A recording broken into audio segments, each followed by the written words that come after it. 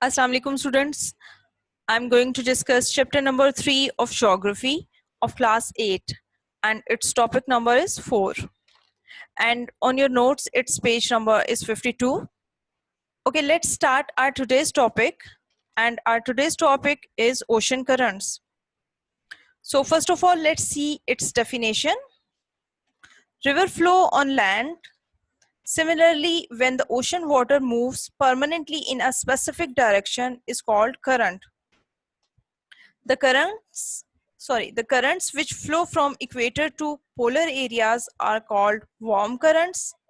The currents which flow from polar areas to equator are called cold currents.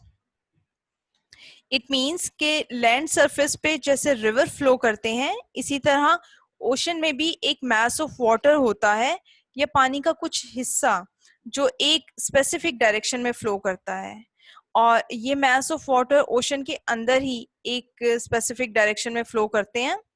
For example, ये equator से पोल की तरफ या पोल से इक्वेटर की तरफ फ्लो करते रहते हैं एक स्पेसिफिक स्पीड के साथ, और ये रिवर्स से साइज में बड़े होते हैं.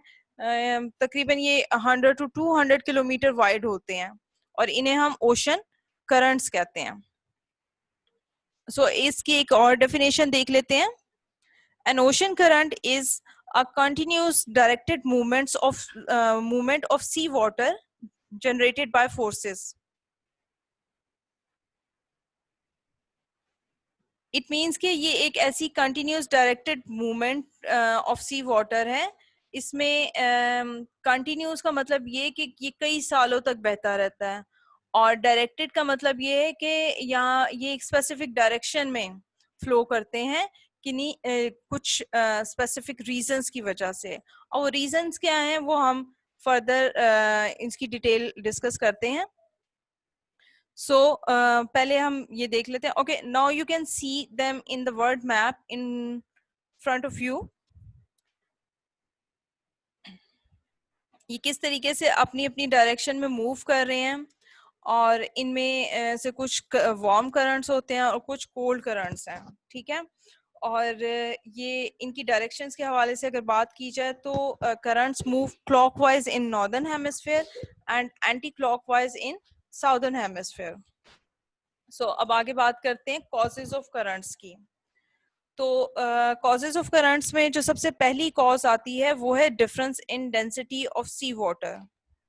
और डेंसिटी ऑफ सी वाटर के डिफरेंस की वजह से आगे दो रीजंस बनती हैं. एक तो डिफरेंस इन टेम्परेचर है, यानी डेंसिटी क्यों चेंज होती है उसकी रीजन एक तो है डिफरेंस इन टेम्परेचर, और दूसरी difference in salinity of water, और तीसरी इसकी रीजन जो है वो परमानेंट विंड्स हैं.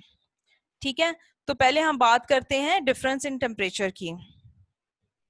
लेकिन उससे पहले मैं आपको बताती चलूं कि ये डेंसिटी का मतलब पानी का हल्का या भारी होना है. फॉर एग्जांपल, आपने साइंस में पढ़ा होगा कि वार्म वाटर वेट में हल्का होता है और कोल्ड वाटर वेट में ज्यादा होता है.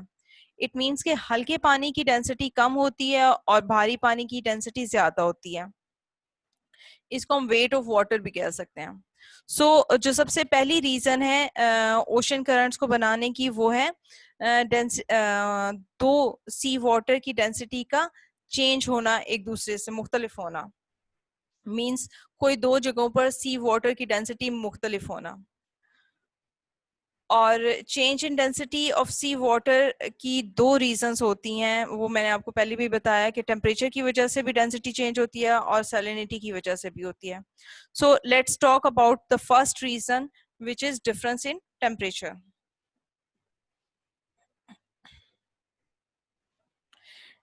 Temperature difference is an important cause of current circulation.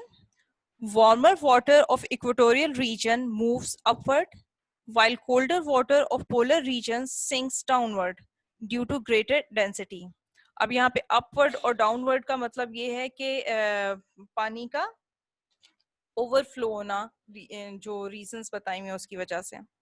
अब होता ये कि पोलर एरियाज चूंकि ठंडे होते हैं तो यहाँ पर पानी ठंडा होकर नीचे की तरफ बैठ जाता है ग्रेटर डेंसिटी की वजह से, जिसकी वजह से यहाँ पर एक गैप क्रिएट हो जाता है. और आपको ये भी पता है कि इक्वेटोरियल रीजन में गर्मी ज्यादा होने की वजह से पानी एक्सपैंड हो जाता है.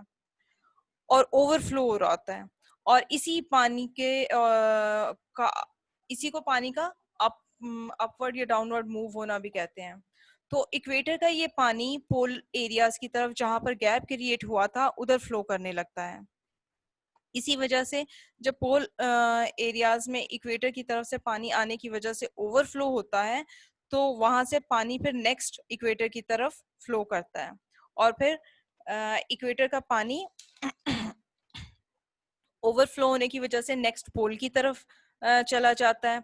इस तरह ये एक सर्कल बन जाता है ओशन करंट्स का। तो ये तो थी रीजन टेम्परेचर की वजह से कि चेंज इन टेम्परेचर की वजह से ओशन करंट्स कैसे जनरेट होते हैं, और इसमें ये भी बताया हुआ है कि ओशन वाटर जो है वो इक्वेटर से पोल और पोल से इक्वेटर की तरफ कैसे फ्लो करता है। सो नेक्स्ट हम बात करेंगे difference in salinity of water. Definition देख लेते हैं। Salinity variation also causes the ocean water to circulate. The variation of salinity causes water circulation. Water in inland seas is more saline than the water in open seas and oceans. So, more saline water, due to its greater density, sinks downward, while less saline water moves downward.